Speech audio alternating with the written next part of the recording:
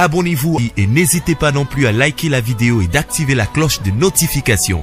Voilà, comme ça, c'est parti.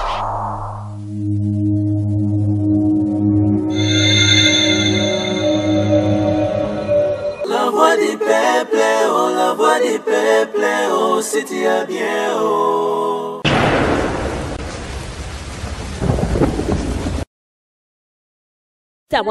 Salut chers amis téléspectateurs, nous sommes très heureux de vous savoir nombreux devant vos postes téléviseurs à travers le monde pour suivre votre émission Questions brillantes na kati ya chaîne Abino La Voix du Peuple. Une émission où tu auras une question moko et une réflexion et une analyse pour que tout le monde retire conclusion moro yamalam. Aujourd'hui nous allons parler un peu yamaramotali Kokota Lola Paradis comme nous tous nous le savons.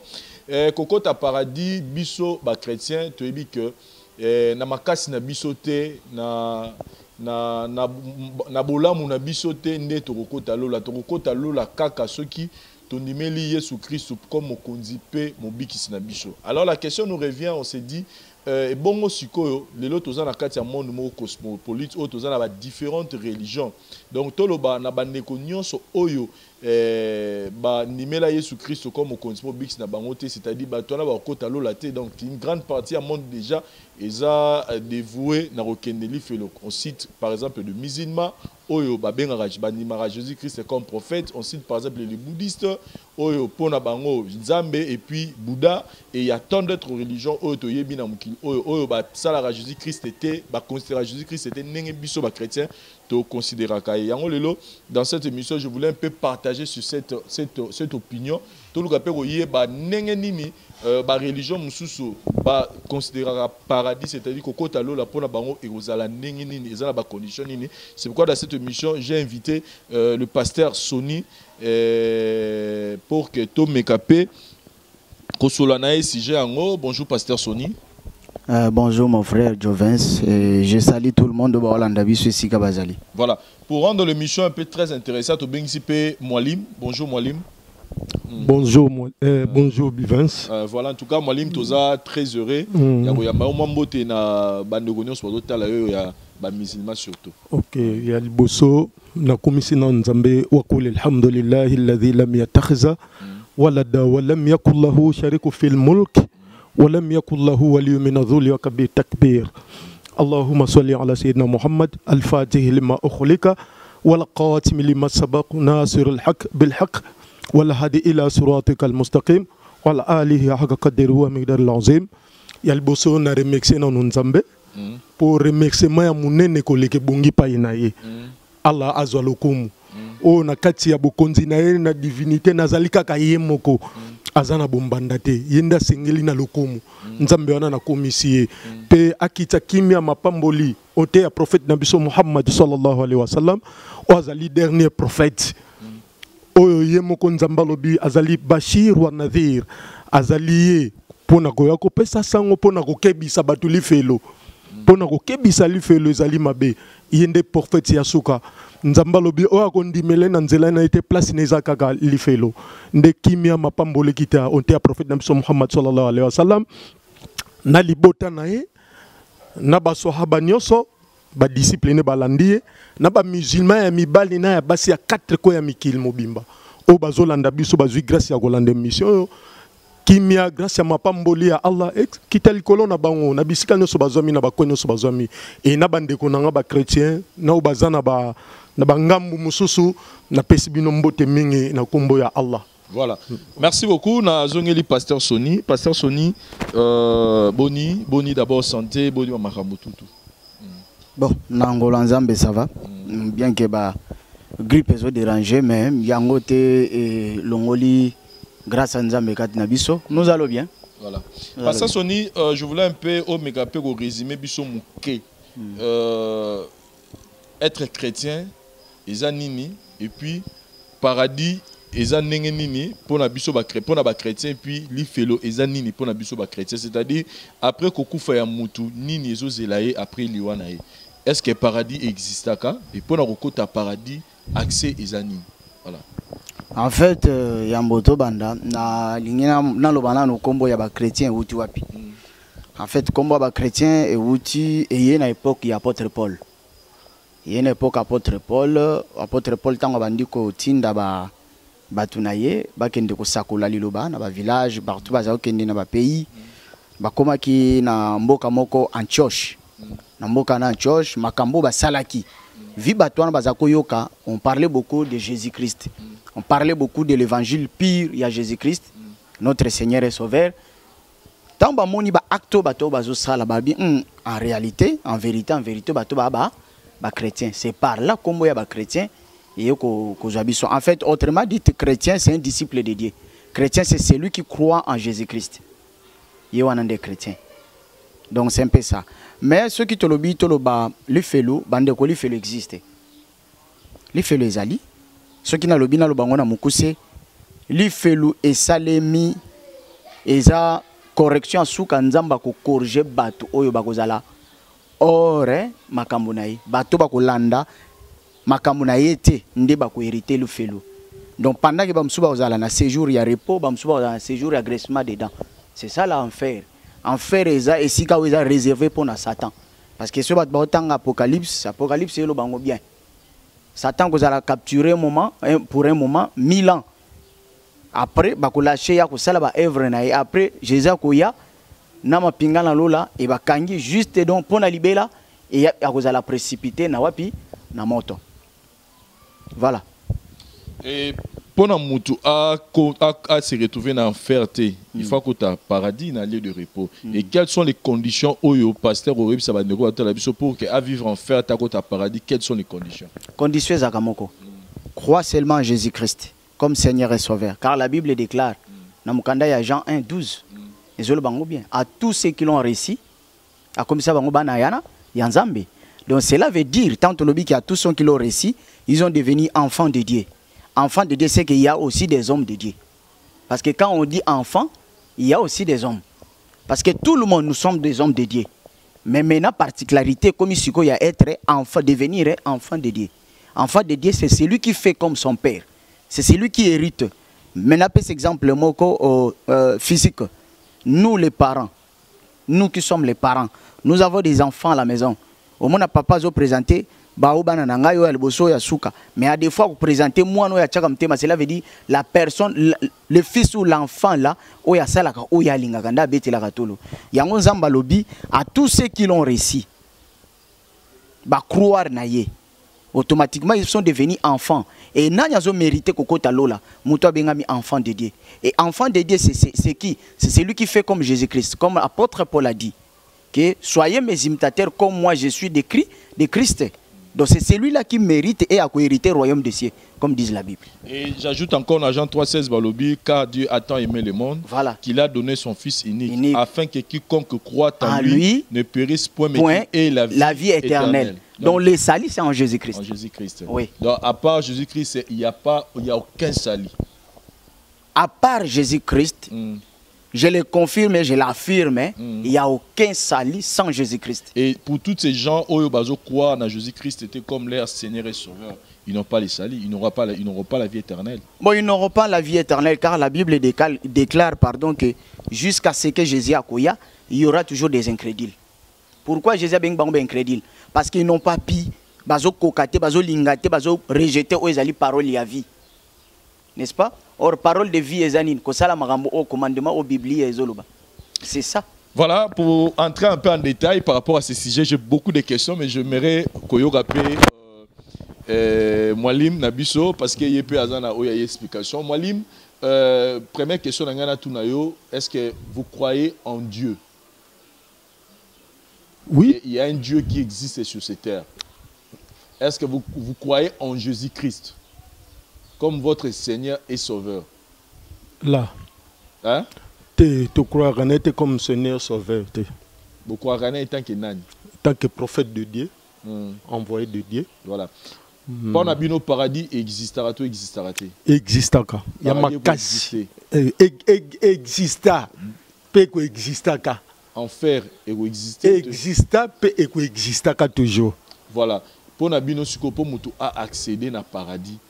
Pour accéder à l'enfer et s'engager à Salanine. Ok, merci frère Bivens. En tout cas, bateau bazui grâce lelo ya Rolanda Bisso, lelo toza jeudi. eza journée moko ya mapamboli peut-être j'ai des journée moko plus oh j'ai dit eza journée moko saint ya makasi bat baye bagate considéré comme samedi. Non, samedi na biso ya vendredi mais eza na ba jour oyo nzamba kitaka mapamboli na kati ya islam nzamba lobi jeudi abuta kitaka tina première ciel akita tina première ciel azoyebisa ba oyo balali o balali bola muka bosenga ngai nzambe na bino. Donc ça la journée moko sacrée jeudi à lelo. Donc vraiment merci. Peut-être public nengo landa biso nengi batu bazolanda biso ngai frère na bino Jibril nazali mwana epai na bino pa ya ba papa nyoso tu nazali mwana epai na bino pa ya ba mama nyoso nazali leki pa ya ba yaya nyoso nazali pe yaya pa ya ba leki nyoso nazali frère na bino toza ba congolais dialogue ezelo ko moko ya kitoko faut ko sololaka eza savoir eza koyeba c'est pas c'est même na kati ya islam eloko yo nzamba salaki Satan iblis asalaki désobéissance pa ya nzambe mais après avoir kokende yemoko azongi habite na solola na nzambe nzamba boyaki te acceptaki ayoka wana nzambe na Satan okay. Pe ayoki ye sima nango asengi pe ba besoin na ye ba besoin ya laki nini nzambe nakende nga moko te na lifelo fona zala pe na bato oyo tokozala bango elongo nzamba permetaki ye c'est pas c'est nzamba za souverain ndenge nzamba lobi Satan wana bino bozomona lelo Satan mais o azalaki bino bengaki ange o azalaki lumière masibiso azalaki ange te azalaki djinn. C'est un djinn, azaki esprit, ba djinn eza parmi a esprit. Pour ba ange peut baza esprit, mais esprit moko eza qualité par qualité. Na kati Bible okuta ba ange, ba archange, ba séraphin, ba chérubin. Baza esprit. Na kati Islam pe toza na ba malaika, toza na ba malaka, toza na ba rohan, toza na ba djinn. Ozomona baza. Surtout que na sujet par rapport à toujours ya paradis. OK. Objectif on nzamba kele libiso batu d'abord alobi na keli bino batu bobo sambela ngai nzambe na be esprit na ba ange nyonso po o sambela nzambe wana e nzambe wana ndenge moko alobi na kati ya maloba na ye alobi ngai nazali moko na kati na nga la ilaha illallah nzambe mususu azali te à Paris, bazalaka mibale te bazalaka misatu te eloko liboso yango wana oyo akondima yango andimi ke nzamba za moko pe asali ma yuridullahu warda pe asali ma o nzamba zo sepela nango ay ba okota paradis frère divin ozotuna pasteur Sony peut-être moni kolimbola paradis bato bele msusu bayeba yango te nzambe na biso ya islam aza reverité na bansenement mususu tozoyo kana bangambu kuna balobi lisumu ekoya liwe ekoya après avoir Adana Eve basalimbe bande lisumu ne passé là voilà selon Bible. Selon Bible. Oh. Moi parenthèse mon qui kaka na otiko continuer. On a bino bokwara na Bible ya lui autre biso to tanga to bokwara na ngote. Non, Bible d'abord ezanini. Bible outi na maison biblos. Eza bibliothèque. Eza pour na ba chrétien te, to na musulman. Mutu nyonso aza censé a rotanga yango. Et makambo quand même na kati mon. O eza ya malamu e remember ba na voix ya malamu to kondima yango. O ekozala na moi bibaluka baluka tondi mangote voilà. Ndeti koloba Jésus za nzambe eza déjà ignorance eloko wana ba chrétien so ba continuer na ba kota lifelo soka kufi maintenant naye Jésus za nzamba kota lifelo OK naye siko nzambe moko lobi Allah bismillahir rahmanir rahim tabarakalladhi bi yadihi almulk wa huwa ala kulli shay'in qadir nzamba lobi ngai nzambe nakeli alladhi khalaqal mauta wal hayata liyabluwakum ayyukum ahsanu amal. Nasali liwa ezala comme examen katina bino batu. Ezala examen katina bino batu. Mais paradis on tozo luka tozo on a moyen. Nanzela liwa tozo na deux portes. Tozo na deux portes. Toko botama toko kufa. Yo linga o nzambe na komono ndenge nini. O mona nzambe na nzela liwa. Liwe yete ke après ndengi Adam après avoir ko sala liso munde liwe là c'est que nzambe wana za réveil donc nzambe ko réveil donc bateau comme basali bo liwe comme bonté nzamba kela ki liwa avant que la mutu akela ki paradis avant que la mutu akela ki enfer avant que la mutu et le moko na se ya moyo te na sa mokilo le ko lekela nzambe te siko soko lo bibongo c'est à dire pona bino ndenge biso to ebike il y aura un jour où yeso azonga abozwa biso movie oyo ko sila liwe ko sila pona bino liwa et ko continuera à exister pendant que paradis peut continuer à exister c'est ça à dire il y aura pas de fin à vie autre ça sur cette terre non fin ezali yesu akoya bozala ondima ke un jour yeso akoya oui to bien to ebike yesu akoya mais akoya te ndenge ba chrétien peut-être bazo akoya na likolo bazo mona ye azwa batu ba benga bango ya okota paradis là et puis mukolo akoya batu bakoye ba peut-être wana yesu akoya suko bosana OK mission ya yesu et pour aya a continuer mission na ndenge nzamba tindela ke na mokili c'est pas c'est yesu aza musulman aza mu'min islam elingo laksanine tout aza soumis na volonté ya Allah. Ba prophète nyoso ya Nzambe ko banana Adam, Ève, Noé, Abraham, ba Eli, ba Moïse, ba Jésus, baza ba musulman. Tu vois tunyo tant yeso oya ayo sani. OK. Ayo sa mission ni na yo sala. Yesu mission na comme tozo parler sur paradis ou ane kota ma mususu. Mais parce que biso étant que ba chrétien parce que c'est vrai que nous avons animé débat moi nous avons ba chrétien ba bi que même espérance de la gloire c'est-à-dire que nyonso ba souffraka nyonso ba lekisaka bazaka na espérance moko que un jour yeso ozonga et chacun aux la récompenser selon ndenge atambola qui mais déjà pose à la récompenser il faut nimela déjà Jésus Christ comme au OK omoni donc yo le bige boye bige yeso aroya ce que pour la bino aroya c'est pour biso to yebike ba chrétien ba bige yeso aroya pour aroya kozwa bango pour que ba matana paradis et les restes ba okende felo ce que pour la bino koya yeso na aroya pour salani.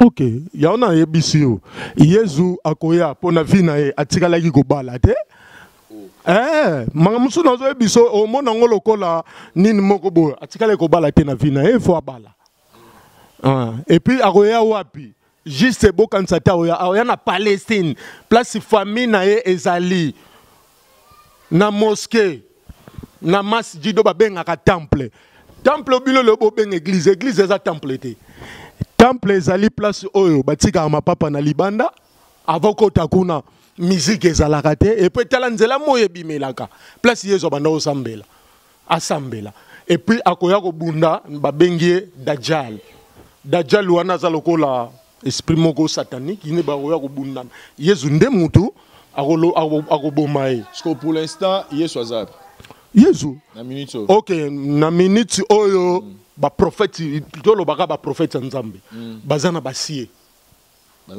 bana basie siko biso na bible babaka il est assis à la droite du père azab avant na loboko ya papa non kozala na droite ya loboko papa ça mabete basie on est déjà eza paradis baza déjà na loboko ya papa ya nzambe papa te nzambe c'est pas c'est koloba papa bozo pese forme vous croyez que Yesu akufa ki pe c'est quoi qui vous croire lango biso na islam toyebike Yesu akufa kite pe asekwa kite pona makasi ya nzambe ye azalaki soki asengi nzambe bande koyokele mokolo moko te nzambe ayokisaki Yesu soni na miso ya bato atikala koyokisa soni te abande kondimele nyonso ya bande kosenga bongo na tango liwa tango bandoki on ezaki kindoki frère nazo biso eza bondoki frère Divins tango bato mo bazo jalouser yo baboma yo ezaki ndoki po Yesu po ni bato bakanaki po aye na vérité oyo komema bato na paradis ndenge tozo solola awa eza bato misusu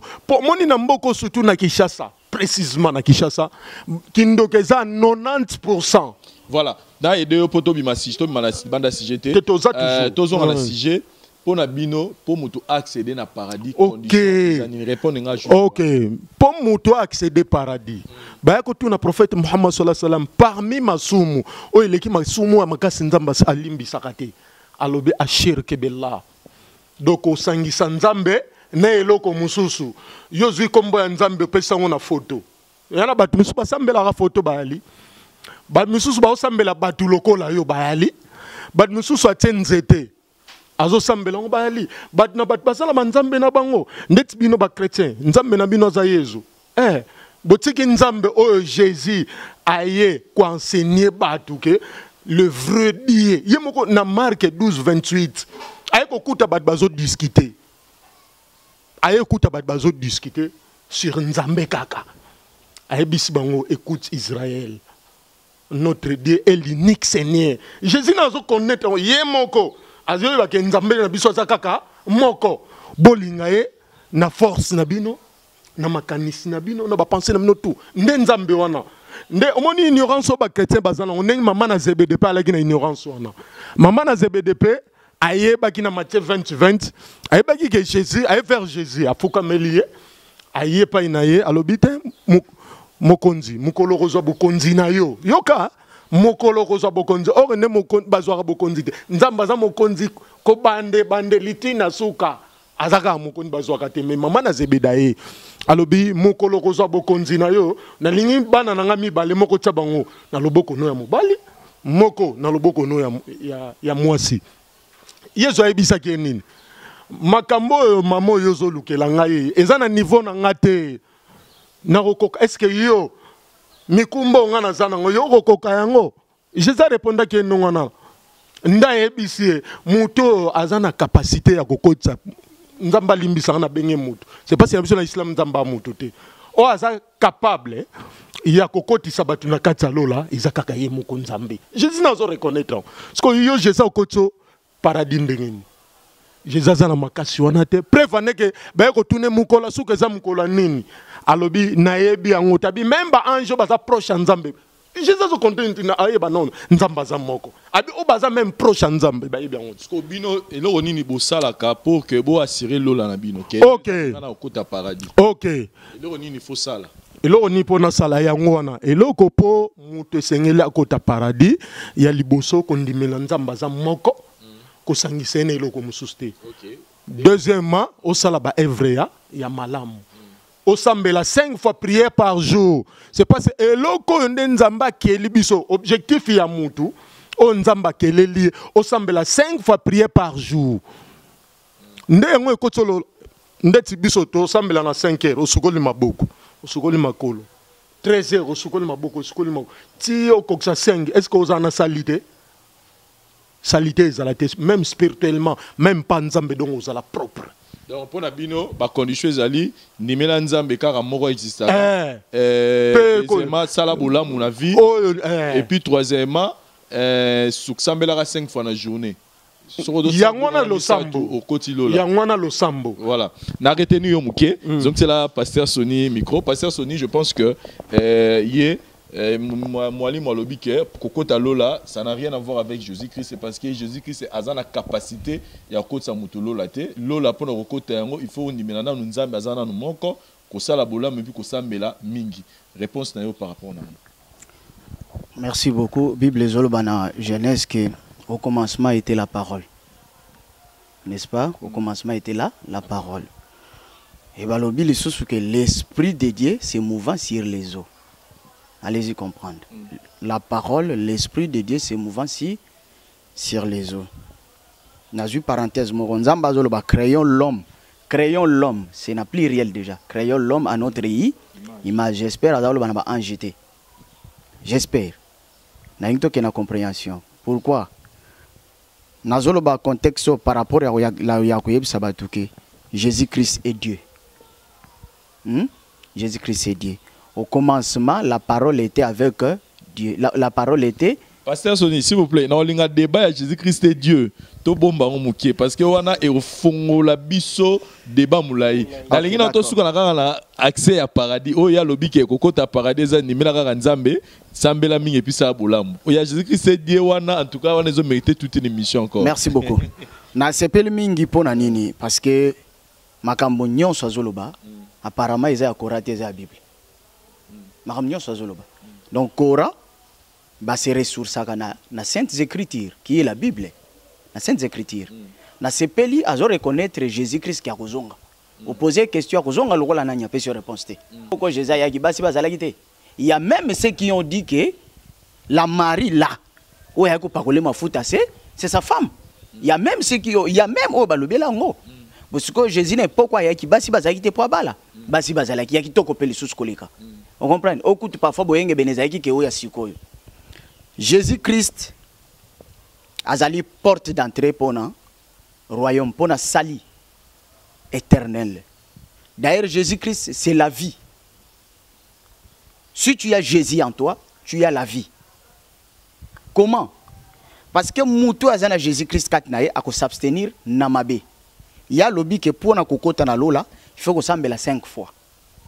Et puis, il faut qu'on dise melanzambe moko. Il faut qu'on sanctionne le msusute et zolo bama na mukanda ya Matthieu na 10e commandement ou eza na Biblia et puis lobby il faut que sukola na tongo la muki o sukoli nyonso wana mais or ngana yebi ke epa ya Christ atalaka beaucoup plus motema pona na lobby motema. Prenons l'exemple ozo tambola na nzela o eza désertique ma ezate tu t'es pas lavé toute la journée donc pour Nzambe automatiquement ils appellent péché parce que soukolité pour avoir ça mais il faut soukola que soukola oh Jésus-Christ azolo banabiso alobi abstenez-vous du mal que soukolo Nzamba aloba. Pourquoi na Joël le 2 na 12 azolo ba déchirez vos cœurs et non vos vêtements. Cela veut dire quoi? Purifiez vos membres. Ko purifier nzoto ezanini ko vantsa Christ kati na yo. Tangu Christ azakati na yo oko s'essuyer na mabete. C'est à ce moment-là muto assez akomaka propre. Cela veut dire propriété ya zoloba, eza propriété oh Jésus-Christ azoloba na bisoté. Jésus-Christ azoloba na biso na propriété spirituelle. Cela veut dire quoi? Ne pas avoir makambo ya mbindo kati na motema na yo. La Bible dit la personne akobebisa nzoto oyo nzamba akoboma molimo. Nous sommes obligés de soigner corps. Nous sommes obligés de la peto. Mais yango te zolobake, soko zo soigner nzoto ndo kotilo la aussi longtemps motema zambi mbindo. C'est que Jésus attend de nous to laver cœur non nzoto. Parce que Bible zoloba na biso que Israël kala ce qui problème yé bazako pa ko la cendre na nzoto. Balati sak tango pa ko la cendre comme propre. O comme propriété pour basambela nzambe. Parce que ce jour même na mukanda ya Esther otangi balobi tango Esther a tini message pas Mardocha lobi gêner pour moi aussi je vais gêner mais qu'est-ce que Mardocha fait bazwa ki cendre ba pakoli nzoto mo balati sak bazaki propriété na ce qui na lobi na pesa moi explication mukie par rapport ya makambu ya ko sukola nzoto. En fait Israël à cette époque là so ibongo tanga ngona mukanda Lévitique Lévitique ezaka mobeko. Donc disons, et l'obélaka beaucoup plus, bopeto ya montu Lévitique. À cette époque, na Israël, ba juif, bazaki na ba krali ya bangombe te. Bangombe baza otambola na cité. Vous comprenez? Bangombe baza otambola na cité, ba meme ba otambola bangulu ba otambola. Alors ko tambola na bango, ngombe ana besoin de toilette te, si quoi otambola sali toilette. Donc cité zaki lokola pollué. Vous comprenez? Cité zaki lokola pollué. Tango tamboli et puis bango baza na ba terre argilée o ya ce qui est langayé, zaka poussière. Donc qu'est-ce qu'il faut? Tangu oyo muta tamboli à cette époque-là, il faut ça nini asukola. Fa sukola makolo, fa sukola maboko. C'est pourquoi moni symboliquement parlant. Tangu Martha ye, Jésus-Christ a koti nanda kwa Lazare. Martha ye a sopeli nani Marie pardon. Aya a sopeli Jésus-Christ malasi na makolo a essuyer ye na cheveux na ye bat ba imaimaki. Jésus-Christ a répondu, tant que il a répondu,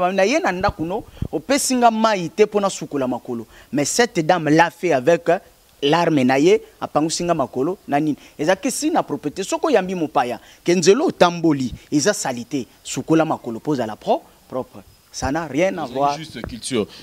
Culture. C'est pourquoi excusez papa, c'est pourquoi à cette époque-là, une dame o azana règle akoyi kokota na tempeloté parce que aza essuyé à soukolité. Mais lelo c'est pas le cas.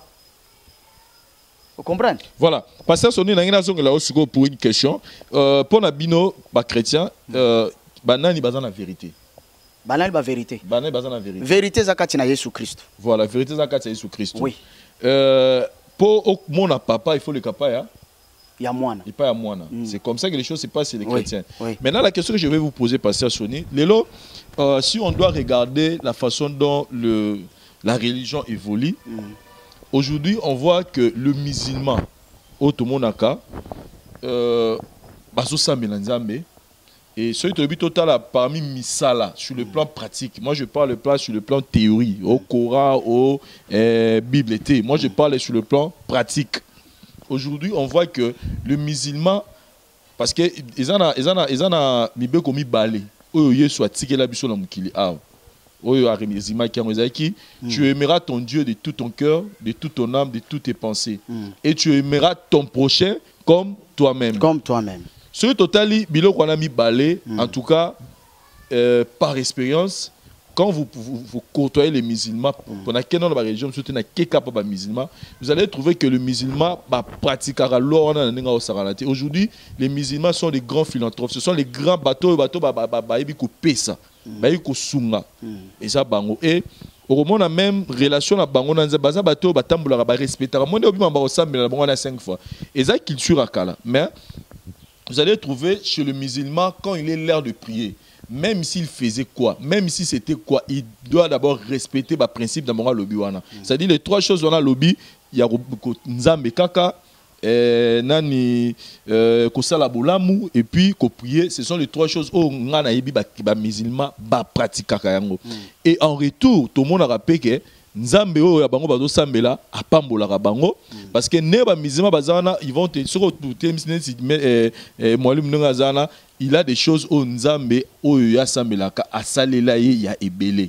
C'est-à-dire qu'il a expérimenté Dieu de sa propre manière que nenge biso ba chrétien to sambela Nzambe que Nzambe nazana posa situation songolo pakalo mona pe Nzamba salelio nenge pe bango ba sambela siko tango bango ba sambela wana tango Nzambe a exaucera prière na bango a exaucera na kombo nani parce que bango pona bango Jésus Christ aza place au biso ba chrétien to considérera été. Maintenant pouvez me répondre tango bango ba sambela wana comment Dieu leur exauce leurs prières par quel mécanisme? Ok.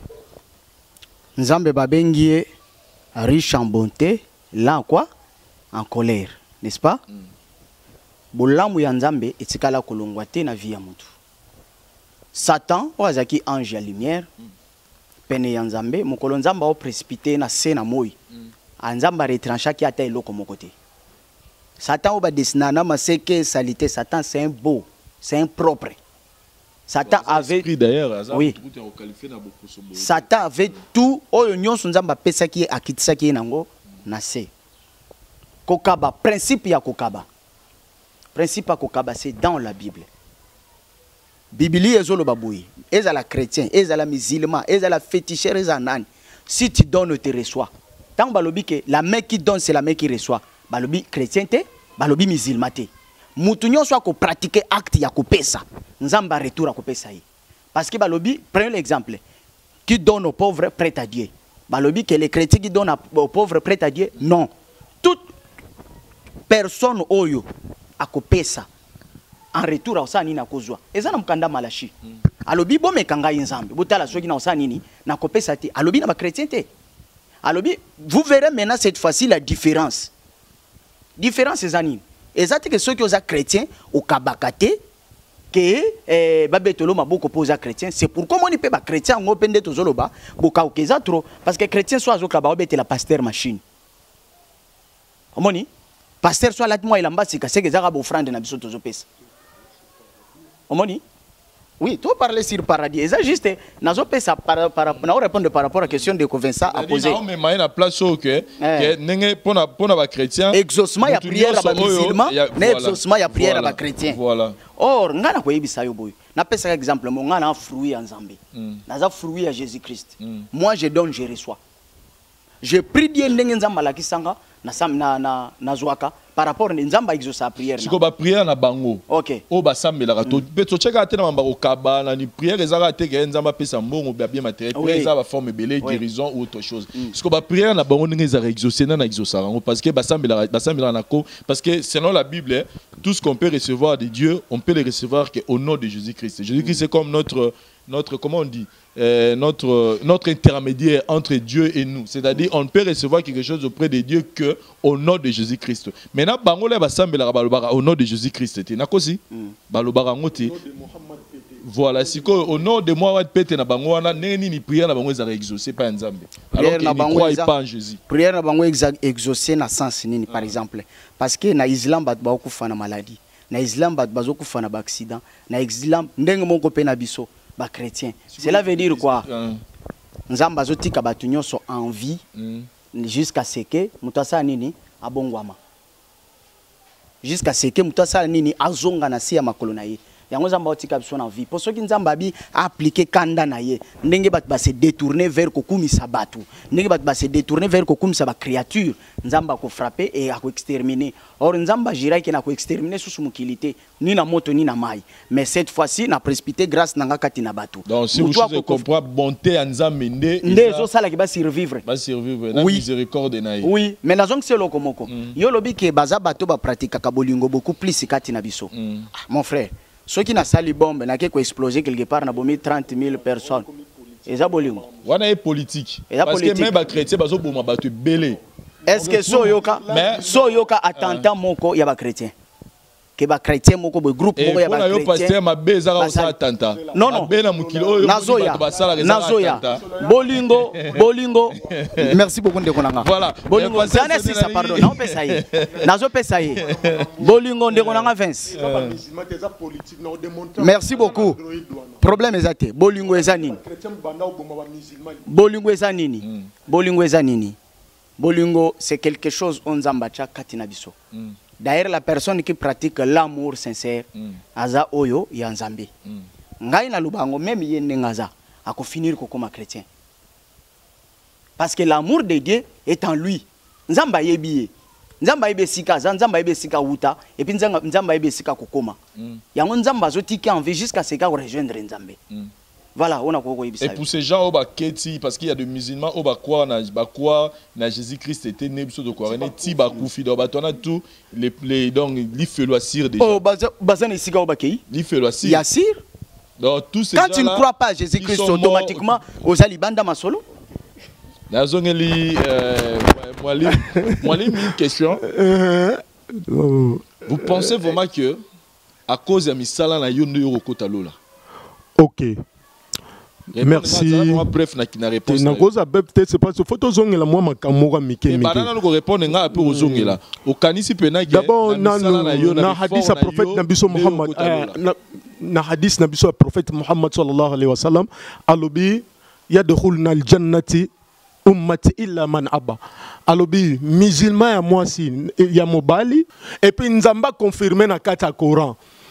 بسم الله الرحمن الرحيم ليدخل المؤمنين والمؤمنات جنات تجري على بيبا ميزلما ميبالي نايا باسي باوكوتا لولا باوكوتا paradis sikoto ya mena paradis anini nzambe asusu a questionner biso yemo sa pesi réponse abi bismillah الرحمن الرحيم abi la yastawi ashabun nari wa ashabul janna abi est-ce que paradis na faire kokani la abi wa ashabul jannati humul faizun abi oba okota paradis ne baleki oba kota lifelo enfer.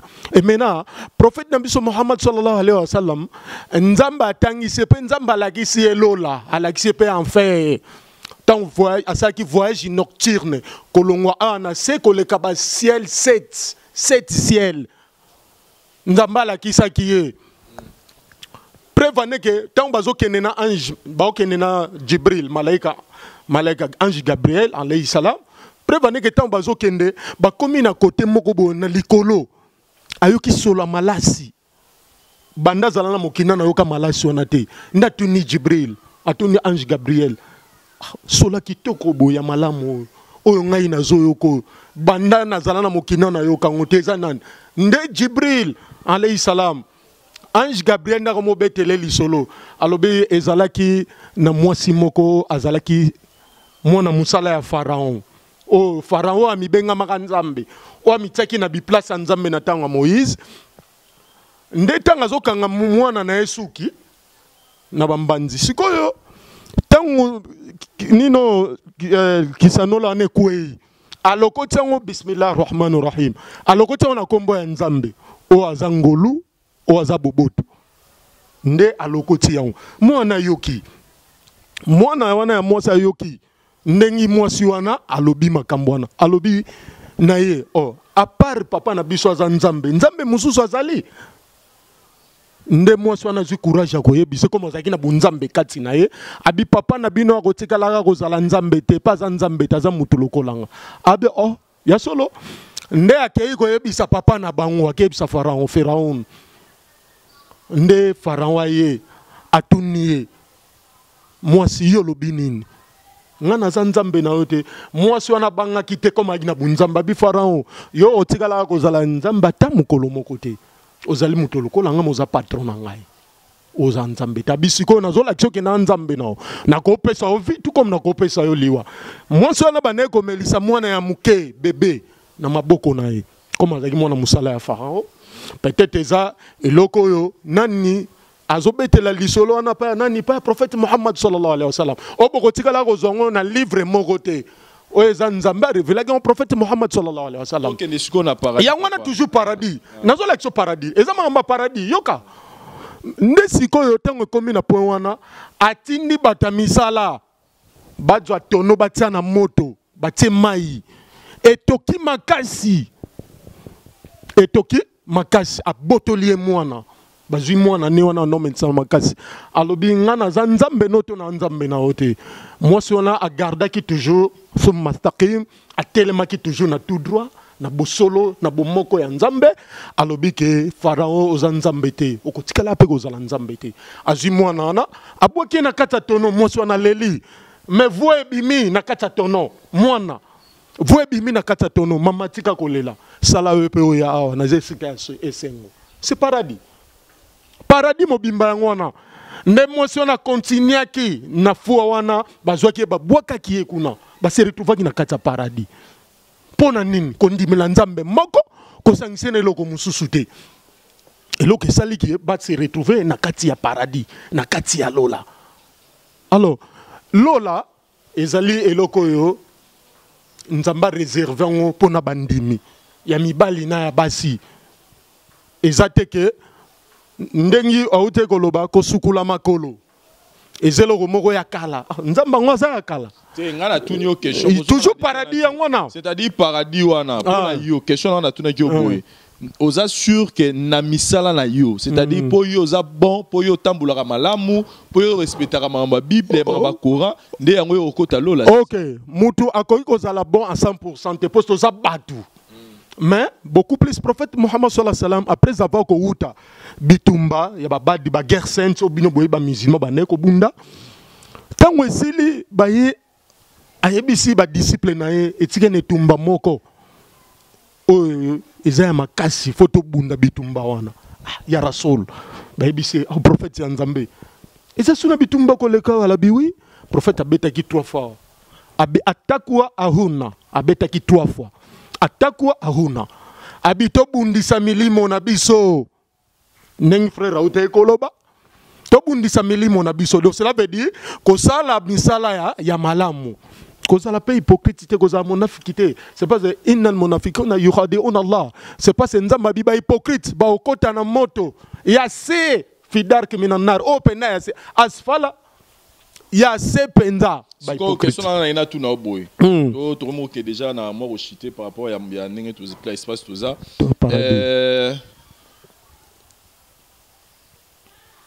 Nathan wakala ozo reconnaître que ezaki soki muto sali mabe il faut asenga nzambe pardon pe atumambeka ouais nazo reconnaître ngo et puis le qu'on a tout na ti le bino pratique rango oui soki osali mabe Il faut au Seigneur Nzambe pardon et puis il faut les connecter par purification. Il y a bateau tout mbeka pour n'engagez le rôle sacrilège.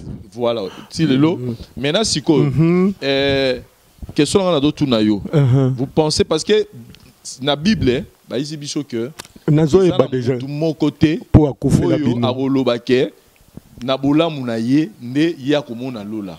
Eza na bolamu ya Nzambe. Parce que nzela o Nzamba pesa eza que moto abima sacrifice na biso Jésus. Eza Jésus Christ. Oyo akufa ça dit ngeza ki kala so c'est lisumu il faut tumbani ama o Nzambe pardon mbeka. Parce que mbeka na biso oyo ya tumama ya libela eza Yesu Christ oyo lelo soko sali mabe o koti na chambre sengi pardon na kombo ya Yesu Christ o atumama mbeka atumama mbeka ponanga lisumu na yo sanini e rolimbisama. Voilà les chemins oyo ba chrétien ba prêta yango sala que déjà comme animé la Yesu. C'est-à-dire ma bena la soka a fukami a sengi Nzambe pardon Nzambe olimbisa masumu wana siko bino temps bozolo bake Yesu te kaka misala na bino siko na misala nini yo osala po déjà Nzambe isi soka na misala na yo okotika la jamais ko plaire Yesu siko yo na misala nini yo osala po yo lo bake kaka na misala na ngane na kokota lola Yesu te. OK, vraiment na ote ko lo bango apana bande mission Nzambe atini prophète Muhammad sallallahu alaihi wasallam akebisa batuli felo kondima Nzambe biso nyonso nde tozali awa fotozala umma ya prophète Muhammad sallallahu alaihi wasallam tozala peuple ya prophète Muhammad sallallahu alaihi wasallam o akozala en dehors ya Yesu te o akozala en dehors boye la Yesu zoma yedo pona yo mwalimu aliki Mohamed te wana okoma na débat mususu te Mohamed okoma na débat mususu ezali Nzambe plus importance na mwalimu Mohamed kasi yende ayena Coran ayena malobo ya suka prévane na ko l'action même ti na Bible so Bible ya la kiawa tozana ba androida tokotala ba verset na Apocalypse 14:6 tokotanga ngo e ozala bien mingi ce que vous en avez de dans Apocalypse 14:6. C'est là non Apocalypse 14:6. Question ngai. Yango na misala yo okota lola. Yoka. Na misala na yo okota lola te parce que moto okota na misala na yazate. Et lokuta. Eza misala e kokotsa mutu lola. Ndengi frère uta koloba. D'abord kondima na Nzambe. Po yo sala misala na di commandement be ndimela na Nzambe. Jésus paye dans Jean 17:3. Or la vie éternelle, c'est qui te connaissent, toi les seuls vrais dieux. C'est lui qui a envoyé. Et c'est lui qui m'a envoyé. Pourquoi? Pour que quiconque croit en lui ne périsse point, mais qui ait la vie éternelle. Là, Yoka, c'est pas sur tous les prophètes en Nzambe. Non, tous les prophètes en Nzambe, baeki ne lokwana, baeki koloba la ilaha illallah. Donc on dit mais Nzamba zamoko. Jésus pas l'indika comme Moïse ayaki nango. Moïse pas l'indika comme Abraham ayaki nango. Mission Jésus-Christ c'est yini. Que quiconque croit en lui ne périsse point, mais qui ait la vie éternelle. Non, on croit Jésus na ndengeni. On croit rien. Non, sacrifice de on croit rien na parole. Na parole na malobo aye nango oyo comme ya Nzambe ya sali yango na Nzambe sali na nzela na ye non yoka pose yoka na ngina loba non c'est comme si Noé tango Noé qui n'époque na ye bato ba sauva ki na bato ba lo bazwi nzela na grâce à nan bana grâce à Noé aza pe sali pona bango pona bato na bazwi ki libiki. Mais les bigs n'a pour un temps, ils ont dit les bigs étaient bon c'est quoi et loko ya bolimbi so tikoloba éternel ya là et loko te koloba ya bolimbi sina kati ya Islam Nzamba lobi azali inna Allah ghafurur rahim Nzamba lobi azamo limbisi ya balimbisi donc soko sengi pardon na kombo ya nani na komba Nzambe toujours. Pas na komba Jésus Christ. Pas na komba Jésus. C'est au mona ba musulman belé. Lem so mona na tasbih zela. Nzambe kaka. Nzambe kaka. Nzambe. Comme monsieur Goya. Le créateur, c'est pas yoka. Nzambe ba etu na prophète Muhammad sallallahu alaihi wasallam. Nzambe no azala ndenge nini. To yebi forme na yete. To senga ye to belela ye.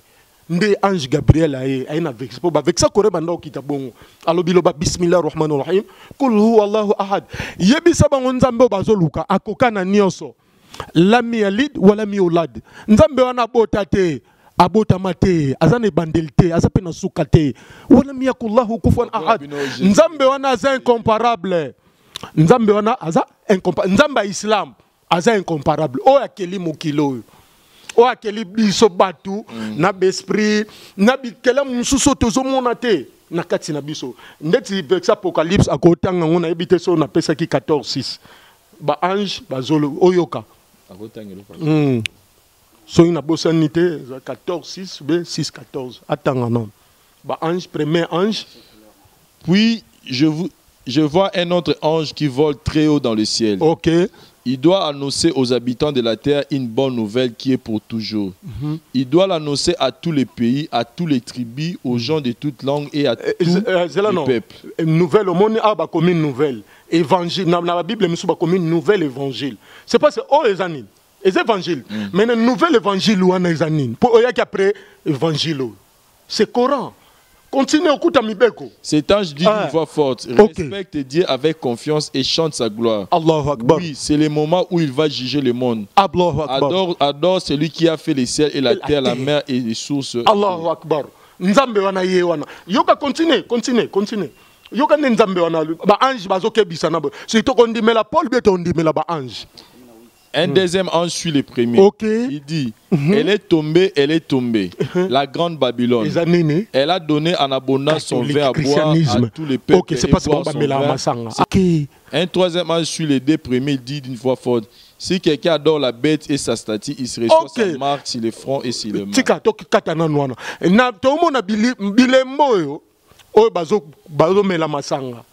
O bazo kwa bazo fuka mela ba statue ba photo lelo mona na bandaku ya ba chrétien okuta pasteur atie photo na ye atie photo na d'ailleurs okota na église okuti kabamba ya photo ya munene pasteur na mwasi na ye ba statue o ba lobela c'est christianisme ba ange o ba lobeli est-ce que ba lobeli comme Jésus et puis les bonnes nouvelles o ba lobeli c'est Coran.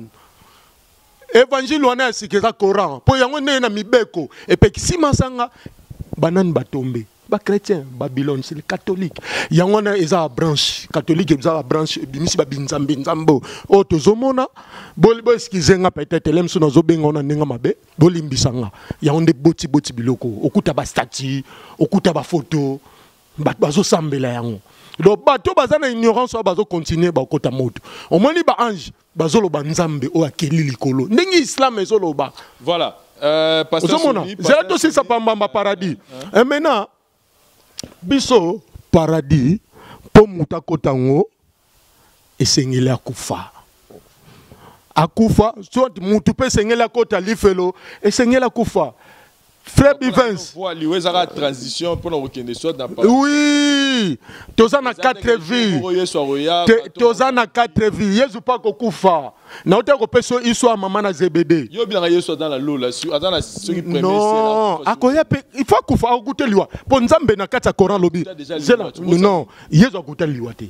O babaka ne ko non zela tokoya wana tokoma la débat mususu eya lokola Eli nabi Eli zela nasilisa Eli okolo baguta liwa Eli to mataka abo avula bon azawa bazana basiete nzamba tsa bango na basie bazana basie oza réservé na ba prophète nzamba tsa bango ozomona nzambe asali liwa pour mutazo paradis muta mérité en fait nzamende asali liwa wana tokobota mato wana 4 vies vie liboso za na libuma mama na yo ya mibale tango kobotama ya misatu tango kokufa 4e soit okozwa paradis soit au mérité en fait to wana 4 vies et paradis on a ce que pour mériter ngo il faut ça là, faut on dimela nzambe, o sara bolamu on dimela nzambe, on dimela Muhammad sallallahu alayhi wa sallam comme prophète yasuka nzambe. On dimela prophète, on dimela Jésus-Christ était.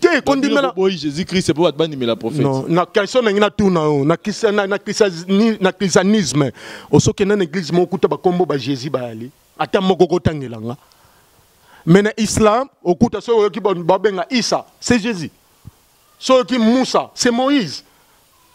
Ibrahim, Abraham, pas ça. Biso ne doit suivre le modèle. Il y a Jésus. Jésus pas. Jésus n'a qu'à sa Bible. Qu'est-ce que vous reprochez à Jésus-Christ? C'est pour non, d'abord, prévenez que biso se tokufi. Bakunda biso na cercueil. Malgré ba film, on a basala yango Lazare.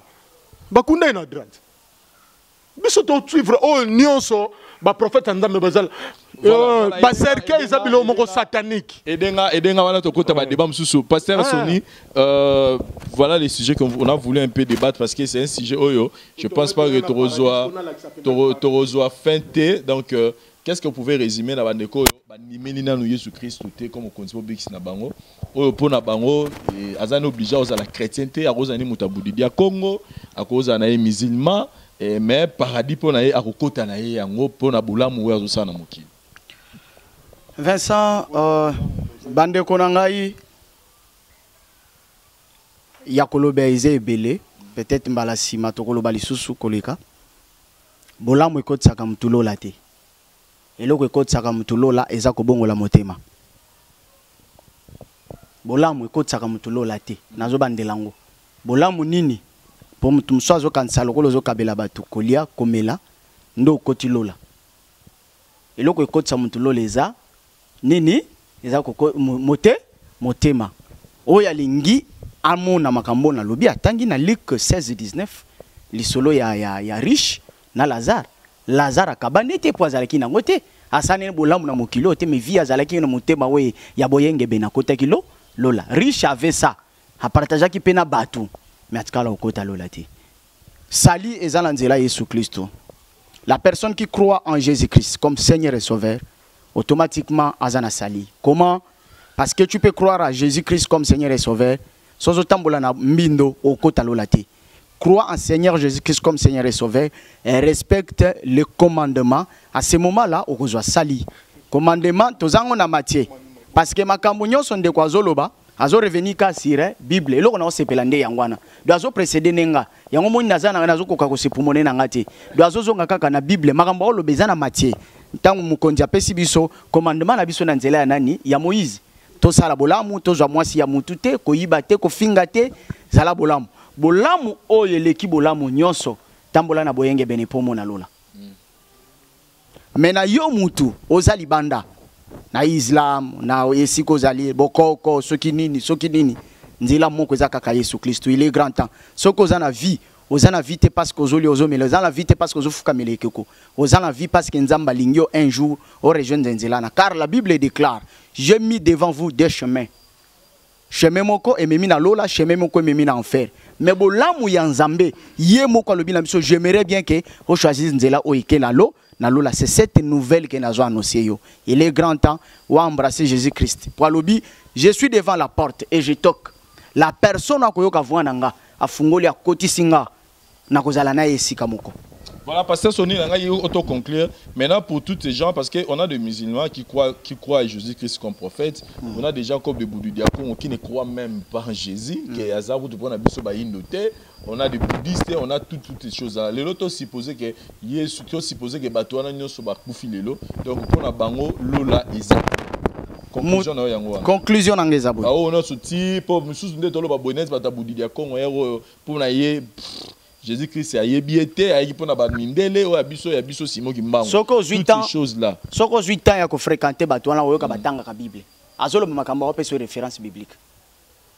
C'est-à-dire pona batwana foi na bango eza na Jésus-Christ te. Foi na bango wana. Déjà que foi na bango wana. Soki ba robongo na. Foi nyonso eza foi tende konanga. Foi mususu ezo memo.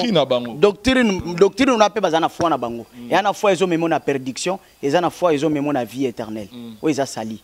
Foi o memaka mutu na vie éternelle, crois seulement Jésus-Christ comme Seigneur et Sauveur. Il n'y a pas autre chemin. Il n'y a pas autre chemin. Voilà. Mwalim dernier mot na eza nini pona paradis. Toke musikate. Dernier mot nanga bon toko ken mo excusez nga ta moi muke. Et gros ça bena dernier mot nanga te mais nangi na loba boye na bato bazolanda biso sali ezana islam c'est pas nzamba zaka moko nzamba zalaka moko vérité zaka moko religion nzambe pe zalaka moko le reste tikali za ba secte donc islam ce n'est que l'islam. O akondimela nzambe na nzela ya prophète Muhammad sallallahu alayhi wa sallam te aibaka place na ezaka kalifelo. Na pesi vexé au 1 Corinthiens 15-18 pasteur atangela na obiso to kandengi balobia. Te batanga na to kandengi to tanga minute muke. Ok. Kuna tomona babi mutu oyo akufika tia Yesu aza perdant. Et puis so azo continuer na vie wana. Vie oyo wana ya Jésus azali plus malheureux koleka batu nyonso ya mokili. 1 Corinthiens 15-18 na bandeli yango. Na interprétation na bango ba pasteur akoya ke donc cela veut dire comme Yesu akufaki fois na ona nous a 20. Et comment ce qui ne comme akufaki bako se retrouver na paradis na interprétation mais maintenant vie wana eza na suka na babi vie na sozo continuer oza malheureux eza na passé na futur ton anine eza toujours na futur ndenga lobaki lelo batu bazokufa pas ezali nzamba bomaki nini na kala na moto berose salamaka banine salama bato to yokaki aba nini comment scandale ozo salama tremblement de la terre zo salama moto ebimaka comment ebimaka batu bazokufa na mai bakufa na bakraje ezali life les ali ne to stoka na samoyo yo pas ezali life les ali donc poyo zo sali faut on a islam on dit melanzamba zamoko pendi ma prophète Muhammad sallallahu alaihi wasallam azali prophète nzambe yasuka c'est pas ça yaza rahmatan lil alamin yazali pona mokili mobimba seul prophète oyo ateya mboka na ye o ateya mboka ne bayoka yango pe ba osambela lelo na islam frère lelo to komi na bandroid to komi na babiloko belebele na minute ko benga famille ya Jésus bazaba musulman to ba chrétien okobenga na Israël descendance ne pour te dire là que Jésus est musulman à cela qui ablution il y a lobby ablution na ezalaki soki outi ko tamboli makala na Exode 37 nzamba obligeant batu obligeant peuple Israël albi ezala perpétuel ezala pona libela bosala gayango et pas la ki ba parti non boko seloko ezate bolinga te bo distraire batu ba passer bote ya bosolo ya nzambe nzamba moko Jésus tikala oza nzambe te na tuna type moko na moni mama moko osukula mwana muke baninga bakende église ngabe oh yaya Jésus pas passer na ndingo osukula mwana mutakala bandi ko seka on n'a pas fait examen moko sans le savoir abandi ko senga biobi pourquoi na tunio c'est pas obenga Jésus nzambe Jésus pas passer na mutakala bo est-ce que Rwanda nzamba alaki wapi tango mama na baneko sukola e. Voilà, maintenant, esa ignorance. Yango kota batuli felo. Et kota batuli felo Jésus nzambete. Et prière na ya tika notre Père. Na kata notre Père amitié na kati ye moko. Et pas osenga bolimbisi nzamba effacer masumu. Est-ce que nzambe ni na ko ndima senga masu. Nzamba asenga su bolimbisi. Jésus azala nzambete, pas kotika la rozala nzambete. Oh nazolo ba frère chrétien na bangam mususu. Tant qu'on dit mais Jésus comme Seigneur sauveur. Liwa so ke kuti oli felo. Oh nzamba lobi dernier verset na ina pesa. Nzamba lobi bismillahir rahmanir rahim abi ya ayyuhalladhina amanu taqullaha. Bino ba bondi minga bondi manga nzambe makasi. Hakatu katihi. Bobanga nzambe makasi. Ya makasi koleka. Wala tamutuna illa wa antum muslimun. Avant liwa écoute yoboza la soumis. Et pourquoi nzamba bete bi société avant liwa écoute yoboza la soumis. Frère, tokanisa mukolo ezali olali ozoko olata su bilamba te bako bakomi ko lati sa bilamba na. Voilà, merci beaucoup. Rwanda nzamba zo kitsa ba ange bakomi ça mbote. OK, na pesi mbote pa moi sinanga Aisha Bawasa. Na bana na ngana so na pesi bango salamu alaikum na pesi ba musulman nyoso ya mibali na ya basi salamu alaikum salame komela bango bisika nyoso bazali kime nzambe grâce ya barka mapambole koma na kate kwa ya mikili momimba bisika nyoso ba musulman ezali to nazo de na polygamte Aisha Bawasa mosi na nga salam mingi o mosi na lingaka mingi na bana na ngana lingaka bino mingi vraiment bondi mela kaka nzambe wana moko mukolo ata nazala tata na kufi botika la kana la ilaha illallah tozana da drapeau wana merci la ilaha illallah Muhammad na pamboli bino nyonso bana nzambe na pesi bino mbote sikezwa mibino. Nous avons qu'un seul parole, la parole de Dieu. C'est la parole qui donne la vie. C'est la parole qui donne, c'est la parole qui ouvre la porte ya sali. Botika la malam na kombo na Yesu Kristo à Nazareth.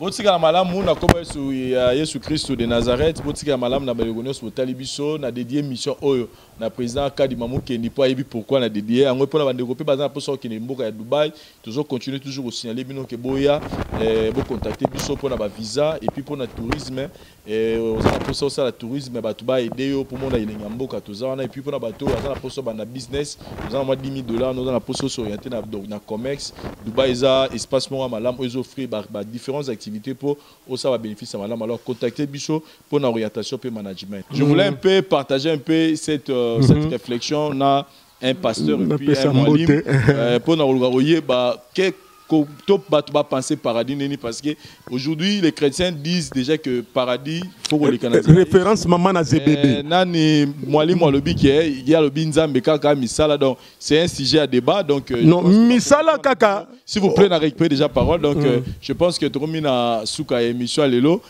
bah débat donc il y aura des sujets à débattre je pense que Torobeng ça molim to pasteur pour une deuxième fois pour notre sujet déjà un sujet s'annonce déjà du Kambuya Yesu Christ azanzambe to azanzambete mais déjà Toro peut-être dans les jours à venir tu reçois tard au salle une émission avec verset à l'appui pour nous retirer parce qu'il y a un peu et ça rabat tout moi confusion mouké mais merci na bande retour au tali merci na pasteur Sony pour la disponibilité merci na Mwalim Djibril et puis merci na parole et sœur cameraman na CP bande réunion sur botel émission na dédié émission na président Kadi Mamou Kendi na niveau Dubaï wana parce que il y a eu pourquoi la dédié donc débat bo ndemi mi to so rango merci tout le monde l'année prochainement bye.